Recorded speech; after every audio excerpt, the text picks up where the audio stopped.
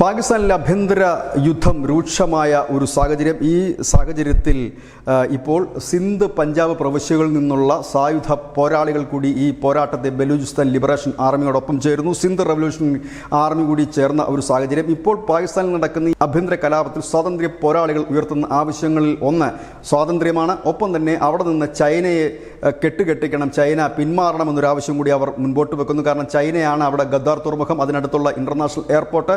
ഒപ്പം തന്നെ സാമ്പത്തിക ഇടനാഴി, ചൈന പാകിസ്ഥാൻ സാമ്പത്തിക ഇടനാഴിയും ബലൂചിസ്ഥാൻ വഴിയാണ് കടന്നു പോകുന്നത്. ഈ പ്രവർത്തനങ്ങളിൽ നിന്നും ചൈന പിന്മാറണമെന്ന് നേരത്തെ തന്നെ ഈ പോരാളികൾ ആവശ്യപ്പെട്ടിരുന്നതാണ്. Balochistan Liberation Army പറഞ്ഞിരുന്നതാണ്.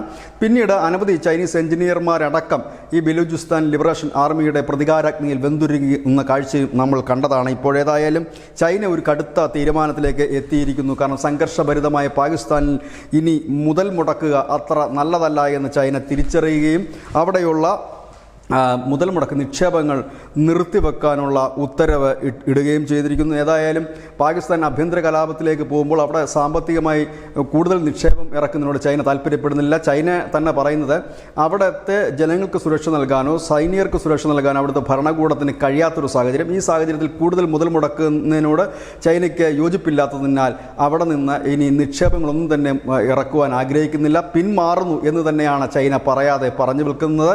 ഏതായാലും ഒരു നിർണായക ഘട്ടത്തിൽ ചൈനയുടെ ഭാഗത്തുനിന്ന് യാതൊരു സഹായവും ലഭിക്കില്ല എന്ന് തന്നെ ഇതോടെ ഉറപ്പായിരിക്കുന്നു. കാരണം ചൈന പാകിസ്ഥാനെ സഹായിക്കാമെന്നൊക്കെ പറയുന്നത് ചൈനയുടെ ബെൽറ്റ് ആൻഡ് റോഡ് പദ്ധതി കടന്നു പോകുന്ന ബലൂചിസ്ഥാൻ വഴിയാണ്. അവിടെ പാകിസ്ഥാൻ മുമ്പ് പറഞ്ഞിരുന്നത് 40,000 പട്ടാളക്കാരാണ് ഇതിന് സുരക്ഷയ്ക്കായി വിനിയോഗിച്ചിരിക്കുന്നതെന്നാണ്. പക്ഷേ നിലവിൽ അങ്ങനെയല്ല സ്ഥിതി എന്ന് ചൈനയ്ക്ക് ബോധ്യമാവുകയും ചെയ്തിരിക്കുന്നു.